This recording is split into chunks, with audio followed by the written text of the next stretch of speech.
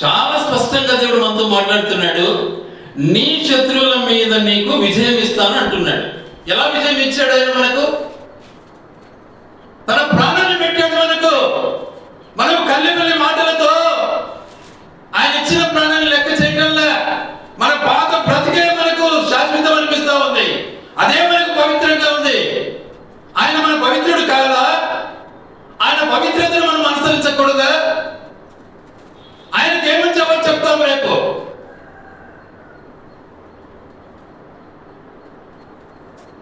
పిల్లలు తప్పు చేస్తే తల్లిదండ్రులకు శిక్ష ఉంది, సందేహం లేదు. తల్లిదండ్రులు తప్పు చేస్తే 2-3 తరముల వరకు శిక్షనిస్తానన్నాడు దేవుడు.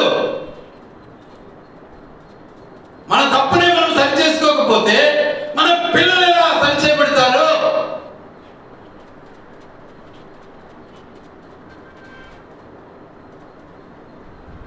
ఇదేదో ఆ శత్రువులు ఆ రోజు ఇశ్రాయేలు మీద వచ్చినారు, వాళ్ళనే శత్రువులు అనుకుంటారా? నీలోనే ఉన్నారు శత్రువులు, నీతోనే ఉన్నారు శత్రువులు. నీ దేవుని విస్మరించే శత్రువు నీతోనే ఉన్నాడు. ఇది మనం మర్చిపోతున్నాం. లెక్కలేని తనం, మన స్వార్థం, నిర్లక్ష్య స్వభావం, ఇది మన శత్రువు కాదా? మన గొప్పతనమా ఇది? అవతల వ్యక్తిని విమర్శించడం మన గొప్పతనమా? ఎంతవరకు విమర్శిస్తావు నువ్వు? విమర్శించే దేవుడు రానే ఉన్నాడు. ఆ విమర్శకు నువ్వు సిద్ధపడాలి. మనం ఇది మర్చిపోతున్నాం. జ్ఞాపకం చేసుకోవాలి. అందుకే చాలా చక్కగా మనతో మాట్లాడుతున్నాడు దేవుడు. నీ శత్రువును చంపేస్తాను, నీకు విజయం ఇస్తాను అంటున్నాడు. ఏది? మనలో మార్పు రావాలని, మనలో మార్పు చెందాలని, మన శత్రువు మన నుంచి దూరం కావాలని. ఎవరా శత్రువు? నీ పాపము, నీ అవిధేయత. మనలో విధేయత లేదు అసలు. దేవుని సన్నిధి అన్నటువంటి నిజమైనటువంటి భయం లేదు అసలు. ఎవడక్కడ శత్రువు? ఇక ఇంకొకట ఎక్కడ చూస్తాడు వాడు?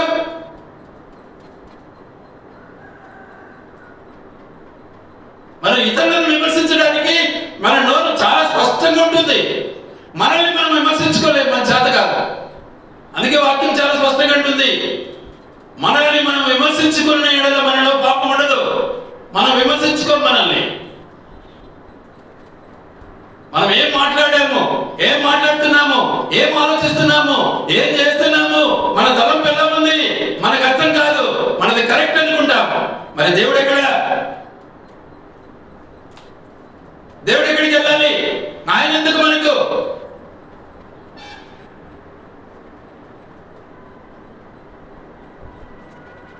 బైబిల్ చదువుతున్నాము, రోజు వాక్యం చేస్తున్నాము, పాట పాడుతున్నాము, సరిపోతుందా? ఎవరు అనుసరించాలి?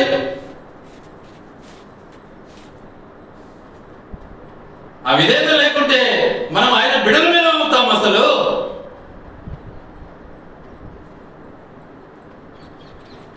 కాబట్టి శత్రువు నుంచి దూరం కావాలి. అది దేవుడు నిజంగా తన జడ్జిమెంట్ చాలా స్పష్టంగా ఉంది. అందుకే అంటాడు ఎబ్రీ పత్రిక 9:27లో, మనుషులు ఒక్కసారి మృతి పొందవలనని నియమింపబడెను, అటు తర్వాత తీర్పు. మనం ఇప్పుడే తీర్పు తీస్తూ ఉంటాం. వాడిట్లా, వీడిట్లా, వాడట్లా, వీడిట్లా. మనమే తీర్పు అన్నాం. వీఆర్ జడ్జెస్ అయిపోయినాం మనమంతా. ఇదే మన పని. మన బాధ్యత మనం చేయం. అవతల తప్పబడడానికి ప్రయత్నిస్తాం. ఎవడు మన శత్రువు? నీవే. ఇది మనం ఎందుకు తెలుసుకోలేకపోతున్నాం? సత్యాలు చెప్తే మొదలు మనసుకుంటారు మందరేళ్ళ కోరిక. అట్లే సంఘాలన్నీ పాడైపోయినాయి ఈరోజు. ప్రతి ఒక్కరూ నాయకులే. ఇప్పుడు విశ్వాసులు ఎవరు లేరు అసలు. తను తాను పరీక్షించుకోవడానికి ఎవరికి ఇష్టం లేదు. నేనే కరెక్ట్. ఇక రాను రాను ఇంటికి ఒక చర్చ తయారైపోతా ఉంది. ఎవరికి లోపడదాం మనం? కాబట్టి ఆ తీర్పుకు మనం సిద్ధపడాలి. అందుకనే పేతురు భక్తుడు ఏమంటున్నాడంటే, పేతురు 2వ పత్రిక 2:9 భక్తులను శోధనలో నుండి తప్పించుటకును దుర్నీతిపరులను ముఖ్యముగా పనికి మలినమైన దురాశ కలిగి శరీరానుసారముగా నడుచుకొనొచ్చు, ప్రభుత్వమును నిరాకరించచ్చు, శిక్షలో ఉంచబడిన వారిని తీర్పు దినము వరకు కావలిలో ఉంచుటకును ప్రభు సమర్థుడు. ఇవన్నీ మనకు వర్తించవా? చెప్తే సరిపోతుందా? ఇవి మనం అనుసరించొద్దా? ఇది మనకు అనుసరణ కావద్దా? ఇది మనము కాపాడుకోకూడదా? ఈ మాటను ఎవరు అనుసరించాలి? మనకొద్దా? అవతలుడేనా? అపోజిట్ పౌలు ఏమంటాడు? నేను ఎలా ఉంటేనో మీరే నాకు సాక్ష్యము అంటాడు. మనం అనగలమా? మన చేతనవుతుందా? మన బ్రతుకును ఒకసారి మనం పరిశీలించుకోవాలా. పర్సనల్ లైఫ్ అది లేదు మనలో. అదే మన శత్రువు. ఇంకొకటి కాదు, అదే మన శత్రువు. ఆ శత్రువును మనం వెళ్ళగొట్టలేకపోతున్నామంటే మనం ప్రభు బిడ్డలం కాము. బైబిల్ చదివితే ఏమవుతుంది? ప్రార్థన చేస్తే ఏమవుతుంది? మనలో మౌనం లేదు, మనలో తగ్గింపు లేదు, మనలో సాత్వికం లేదు.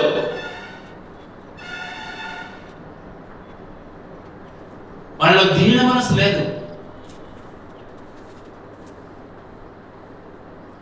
అందుకే భక్తుడు అపోస్తలుడైన భక్తుడు ఏమంటాడు? ఫిలిప్పీయులకు రాసిన పత్రిక 2:5 క్రీస్తు యేసునకు కలిగిన ఈ మనసు మీరును కలిగి ఉండండి. మీకు లేదు కాబట్టి కలిగి ఉండండి. మీకు లేదు కాబట్టి చెప్తున్నాను, అది కలిగి ఉండండి.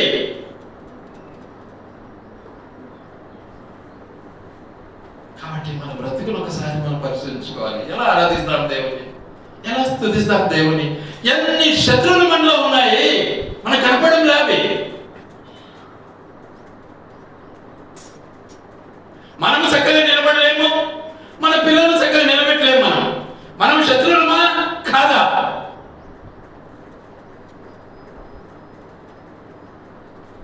మనం దేవునికి విరుద్ధం, ఎప్పుడు వైరం. ఆయనకు లోబడే జీవితమే లేదు మనకు. అసలు మనమే శత్రువులం. వాటిని నశింప చేయడానికే యేసుప్రభు వచ్చాడు. ఎందుకు వచ్చాడు అసలు యేసుప్రభు ఈ లోకానికి? యేసుప్రభు ఈ లోకానికి వచ్చింది పాపాన్ని క్షమించడానికి అని కలబలి మాటలతో చేసే కుదరదు. మొట్టమొదట తన స్వరూపాన్ని, తన సారూప్యాన్ని ఏ రీతిగా ఆదాముకి ఇచ్చాడో, కోల్పోయిన తన సారూప్యాన్ని మరలా మనకు అందించడానికి యేసు ప్రభువు ఈ లోకానికి వచ్చాడు. కనీసం నా ప్రాణం పెడితేనన్నా నా బిడ్డలు మారుతారు అని వచ్చాడు ఆయన.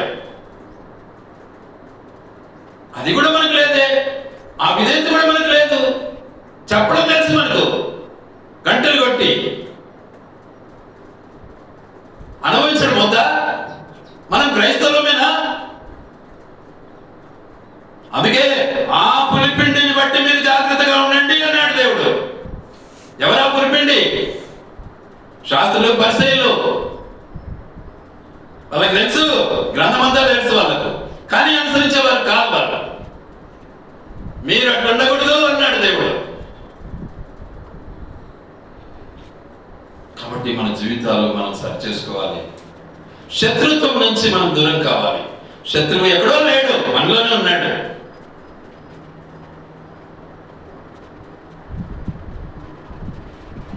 వాస్తవం చెప్తే, సత్యాన్ని చెప్తే మూతులు ముడుచుకుంటారు. ఇక మళ్ళీ మాట్లాడకూడదు అనుకుంటారు. ఎందుకు వీడి శత్రువు? మంచి చెప్తే వీడి శత్రువు. మాట్లాడితే వాడు మంచివాడు, వాడు మావాడు.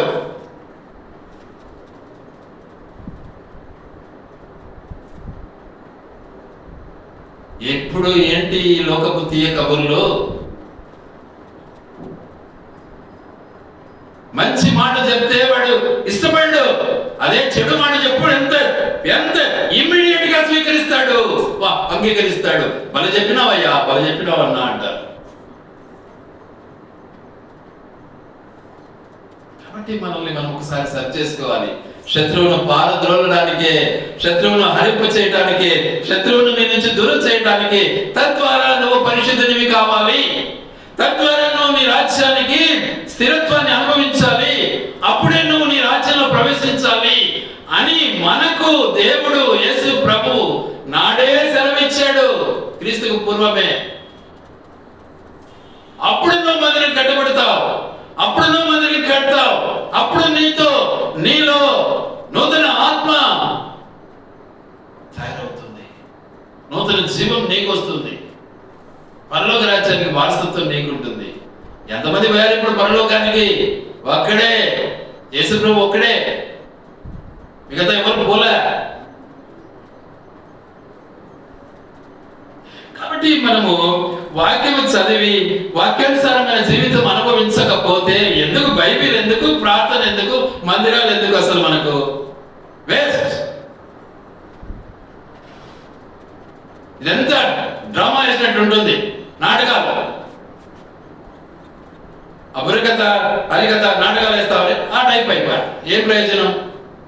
యాడిన వల్ల విధేయత. ఎప్పుడు అవతలని పొడిచడమే, ఎప్పుడు అవతలని గురించి విమర్శించడమే, ఎప్పుడు అవతల వ్యక్తిని చూసి మనము ఏదో ఒక దురాలోచన కలిగి ఉండటమే మన బ్రతుకైతే మనకి బైబిల్ ఎందుకు?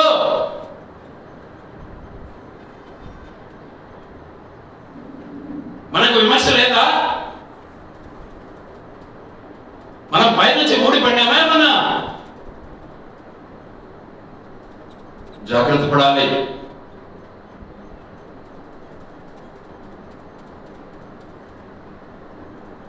మన ముందు ఇతరులు ఎంతో మంది గొప్ప గొప్ప దైవజనులు ప్రాణాలు ఇచ్చారు దేవుని కోసం. వాళ్ళ పేరు చెప్పుకుంటే సరిపోదు, వాళ్ళని అనుసరించడం నేర్చుకోవాలి మనం. వాళ్ళ పేర్లు మాకు అన్నీ తెలుసు అంటే మీరు భక్తులు కావు. ఆ అనుసరణ కావాలా మనకు, ఆ విధేయత కావాలా. ఆనాడు భక్తులు ఎంతో మంది ఎంత నిరాడంబరంగా, ఎంత తగ్గింపుతో ఎలా స్వార్థ చేశారు. అద్భుతం, ఆశ్చర్యం. నా చిన్నతనంలో మా గ్రామానికి సేవకులు వస్తే ఏం చేస్తారు? ఒకరింటికి పోరు, మదినాడిగా వస్తారు అంతే. వాడు అన్నం తింటాడో లేదో తెలియడు పాపం ఆయన. వాళ్ళ కోసం నేను ప్రజెంట్ ఉంటా ఎప్పుడు, అట్టడోళ్ళ కోసం ఒక చిన్న పాత్ర తీసుకొని వాళ్ళ కోసం భోజనం 2-3 ఇళ్ళ కాడికి పోయి భోజనం తీసుకొచ్చి అని పెడతా. ఎవరింటి కాడికి రానంటాడు. ఈరోజు చక్కగా ఎక్కడైతే నాకు అరేంజ్మెంట్ ఉంటుందో అక్కడికి వెళ్దామంటాం. ఎక్కడ తింటాడు? గుడి పక్కలోనే కూర్చొని తింటాడు. రాత్రి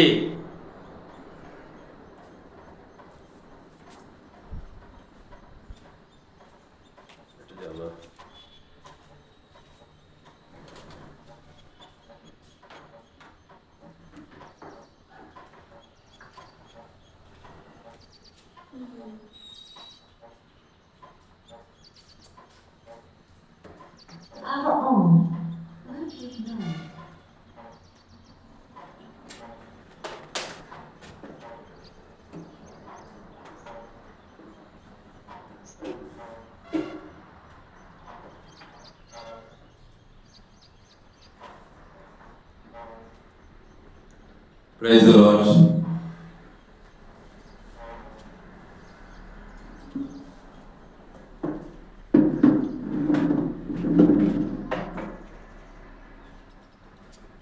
కాబట్టి ఆ వ్యక్తి ఏ సదుపాయాన్ని ఆశ్రయించాడు. కనీసం మంచం తెచ్చేస్తామని ఒప్పుకోడు.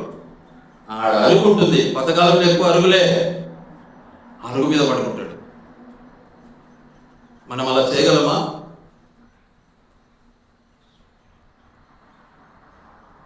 స్టార్టింగ్ పరిచర్యలో ఆ దేవుని మహాకృపను బట్టి ఎన్నో గ్రామాలు తిరిగి ఆ విధంగానే ఎవరు తెలియని గ్రామాలకు సువార్త చేయడానికి వెళ్ళాను, ఎవరు పిలువని గ్రామాలకు వెళ్ళాను, ఎక్కడ ఎలా పడుకున్నానో నాకే తెలియదు సరిగా. తగ్గింపు కావాలి కదా మనకు. అలా మనం తగ్గింపు లేకపోతే ఇక మన బ్రతుకు ఎలా దేవునికి మన దేవుని బిడ్డలమని చెప్పుకోగలం? ఏంటి పరిస్థితి? ఏంటి మన పరిచర్య? ఏంటి మన సేవ? ఏంటి మన భక్తి? కాబట్టి దేవుడు అంటున్నాడు, చాలా స్పష్టంగా మాట్లాడుతున్నాడు, చాలా చక్కగా మాట్లాడుతున్నాడు. ఏమంటున్నాడు? ఇప్పుడే మనం చదివాము చూడండి, 2వ పత్రిక పేతురు 3:7. అయితే ఇప్పుడు ఆకాశమును భూమియు భక్తిల తీర్పును నాశనమును జరుగు దినము వరకు అగ్ని కొరకు నిలువ చేయబడినవై అదే వాక్యము వలన భద్రము చేయబడి ఉన్నవి.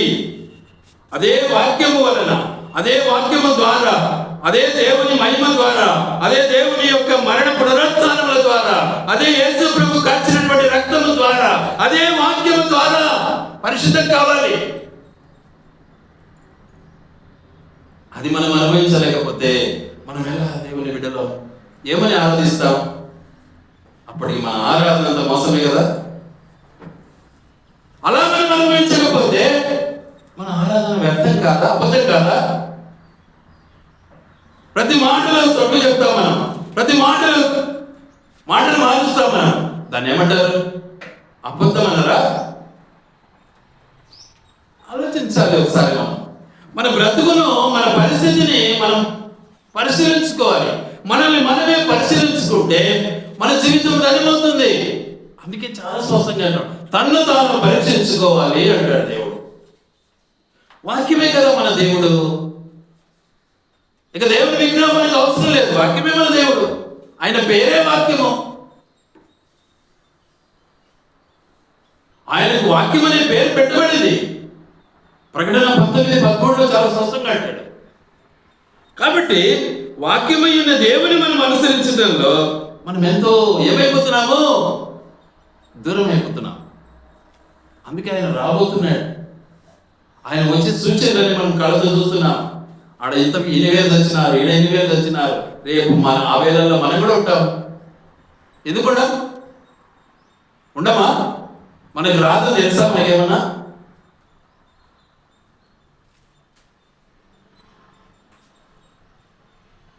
ఒకసారి ఆలోచించాలి. మనం ఎంతమంది ఆహుతైపోతున్నారు ఇప్పుడు?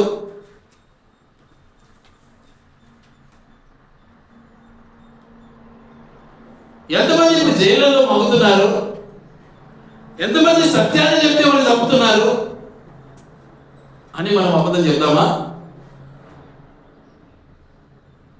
మరి మనం ఎప్పుడు వాళ్ళని అనుకుంటే సరిపోతుందా? మనం వద్దా? వాళ్ళ పేరు చెప్పుకుంటే మనం సరిపోతుందా? మనం భక్తులం అయిపోతామా? అనుసరణ అవుతా మనకు? కాబట్టి మన జీవితాలను మనము సర్చ్ చేసుకోవాలి. అందుకనే చాలా స్పష్టంగా అంటాడు 2వ పత్రిక కొరింథీ 5:10, ఎందుకనగా తాను జరిగించిన క్రియల చొప్పున అవి మంచివైనను సరే చెడ్డవైనను సరే దేహముతో జరిగించిన వాటి ఫలమును ప్రతివాడును పొందినట్లు మనమందరము క్రీస్తు న్యాయపీఠం ఎదుట ప్రత్యక్షము కావలేను. ఏం తప్పించుకోలేం. ఈడ మనుషుల ముందు ఎన్ని మాట్లాడినా, మనుషులతో ఎన్ని క్రియలు చేసినా, ఎన్ని చిరాకు పలుకులు మాట్లాడినా ఆడ తప్పించుకోలేం మనం. అందుకే ఇక్కడే ఆ ట్రైనింగ్ పొందితే ఎంత బాగుపడతాం మనం. అందుకే పిల్లలకి ఎందుకు విద్య లేకపోయింది? మనం ఎందుకు పిల్లలు చదువుకోవాలని ఇష్టపడతాం? పిల్లతనం నుంచి చిన్నతనం నుంచి పిల్లలు చదువుకుంటే పెద్ద అవుతారు, పెద్దగా మంచి చదువులు అవుతారు, మంచి జ్ఞానం నేర్చుకుంటారు, మంచి జ్ఞానాభివృద్ధి అందుతుంది, బాగుపడతారు అని కోరుతాం. అదేవిధంగా దేవుడు మనకు నేర్పిస్తున్నాడు ఆత్మీయ జ్ఞానాన్ని మనం కలిగి ఉండాలని. అందుకే పరిశుద్ధ గ్రంథం. మాకు చదవడం వచ్చు, రాయడం వచ్చు, చెప్పడం వచ్చు, అన్ని వచ్చు అనుకుంటే సరిపోతుందా? అనుసరించేది ఎవరు? మనలో విధేయత లేనప్పుడు ఏం ప్రయోజనం? అందుకే యేసు ప్రభుని గురించి అపోస్తలుడైన పౌలు గారు అంటారు, ఏమంటారు? యేసు క్రీస్తు ప్రభువు కూడా ఆ శిలువ శ్రమలు అనుభవించడం ద్వారానే ఆయన విధేయతను నేర్చుకొనెను అని ఉంది. అంటే ఇది తప్ప బైబిల్ రాసింది మందే కరెక్టా? ఆలోచించాలి. సో మన ప్రతి పరిస్థితిని మనం ఎందుకు గమనించలేకపోతున్నాం? మంది మనకే కరెక్టా? ఆలోచించాలి. కనుక ప్రభువులో మనం కొనసాగు నిమిత్తమై ఆ దినము కొరకు మనం సిద్ధపడాలి. అందుకే యోహాను మొదటి పత్రిక 4:17 తీర్పు దినమందు మనకు ధైర్యం కలుగునట్లు దీని వలన ప్రేమ మనలో పరిపూర్ణము చేయబడి ఉన్నది. తీర్పు దినమున మనకు ధైర్యం కలుగునట్లు. దినాల దగ్గరికి వచ్చినాయి, దినములు దగ్గరికి వచ్చాయి. ఎవరితో ఏం మాట్లాడాలో భయం వేస్తుంది ఇప్పుడు, కానీ ధైర్యం దేవుడు ఇస్తున్నాడు. ఎలా స్వార్థ ప్రకటించాలి? చాలా మంది స్వార్థం చేయలేక రాళ్ళతో పెంచుకొని వస్తూ ఉంటారు. చాలా వరకు అది గొప్ప కాదు. యేసుప్రభు కూడా రాళ్ళతో కొట్టించుకున్నాడు. అలా అని మనం కూడా రాళ్ళతో కొట్టించుకుంటే సరిపోతుంది? యేసుప్రభు వెళ్తామా? మనల్ని మనం ఎందుకు పరీక్షించుకోలేము? మనల్ని మనం సరి చేసుకోవాలి. అందుకే ఇక్కడ అంటున్నాడు, ఏలైనగా ఆయన ఎట్టివాడై ఉన్నాడో మనము కూడా ఈ లోకంలో అట్టివారమై ఉండాలి అంటున్నాడు. మనం ఎట్టివారమై ఉన్నామో ఈ లోకంలో ఆయన లాంటి వారమై ఉండాలి అంటున్నాడు. యేసుప్రభులాగా కావాలి మనం కూడా. యేసుప్రభులాగా కాకపోతే ఎలా? ఏం ప్రయోజనం? అందుకే మీరు దైవములనియో మీరు దైవ కుమారులనియో తెలుసుకోండి అంటాడు దావీదు మహారాజు. ఊరికేం చెప్పాడా? మరి మనం దైవములు కావాలి, దైవ కుమారులు కావాలి అంటే మరి మనలో ఆ మార్పు రావాలా లేదా? మనలో ఆ మొదటి స్థితి కావాలా వద్దా? ఆ మొదటి రాజ్యాన్ని మనం పొందాలా వద్దా? ఇప్పుడు ఆ రాజ్యంలో లేం. మనం లోకంలో ఉన్నాం, శరీరంలో ఉన్నాం, చీకటిలో ఉన్నాం, లోకాశలకు లొంగిపోయినాం, శరీరాశలకు బాధితులు అయిపోయినాం. ప్రార్థన అనేది మనకు అస్సలు లెక్కలో లేదు. దేవుడు అంటే భయం లేదు. దేవుని వాక్యం అంటే అస్సలు భయం లేదు. ఏం ప్రయోజనం? వాక్యం వినడానికి ఇష్టం లేదు అసలు మనకు.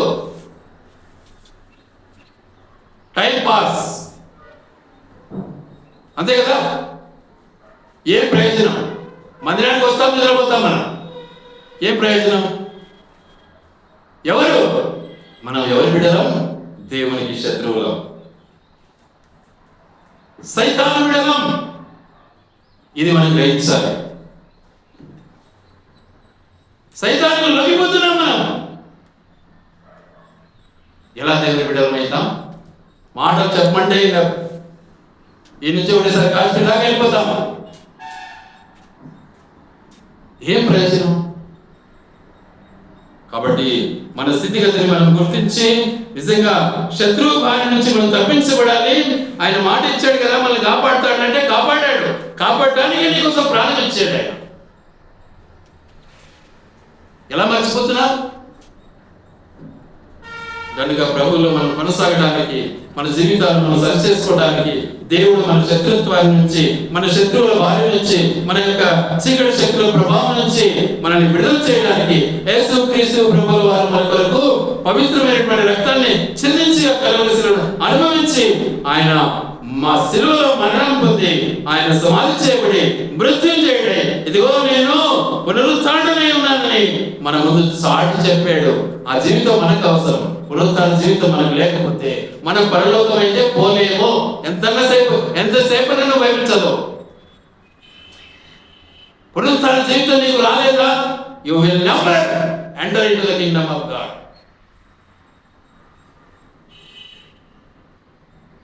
మనకు ఆ విధేయత కావాలా? ఆ తగ్గింపు కావాలా? ఆ సమర్పణ కావాలా? ఆ త్యాగం కావాలా? ఆ పరిశుద్ధత కావాలా? వాడి తప్పు వీడి తప్పు విమర్శలు మనకు అవసరం. What about you? నువ్వు నేనేంటి? మనం అది సంభవించకపోతే, మనలో అది లేకపోతే మనం ఆయన బిడ్డలమైతే కాలేదు. మనం ఇస్కరియోతు యూదా కంటే కూడా భయంకరమైన మనుషులమే మనం. కాబట్టి మనము గుర్తించి గ్రహించి ప్రభువులో మనం కొనసాగినప్పుడే మన జీవితము ధన్యమవుతుంది. కాబట్టి కొద్దివారేమి గొప్పవారేమి అందరూ కూడా ఆ సింహాసనం ఎదుట మనము వెళ్ళాలి. అందుకే ఆయన మొట్టమొదటే మన కొరకు ప్రాణం ఇచ్చాడు. మన శత్రువులను హరింప చేయడానికి రక్తం కార్చాడు.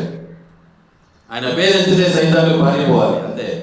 నీలో ఆయన ఉంటే సైతాన్ నేను ముట్టదు. నీలో ఆయన లేకపోతే నువ్వు అన్ని లోక మాటలే మాట్లాడతావు.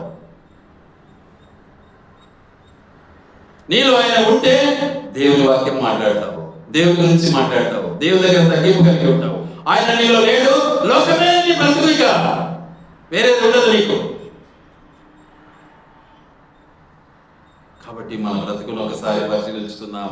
దేవుడు మన కొరకు ఎంత చేశాడు, మన శత్రుత్వం నుంచి మనల్ని కాపాడాలని యేసు ప్రభుల వారు మన కొరకు ఎంత గొప్ప త్యాగం చేశాడు. ఆయన కాచిన రక్తము, దాని విలువ ఎంత అని మనం ఒకసారి గుర్తిస్తే మనకు కనువిప్పు కలుగుతుంది. మనం కూడా ఆయన బిడ్డలం అవుతాం. దేవుడి మాటలు ఆయన వెలికిలో దీవించి ఆశీర్వదించునుగాక.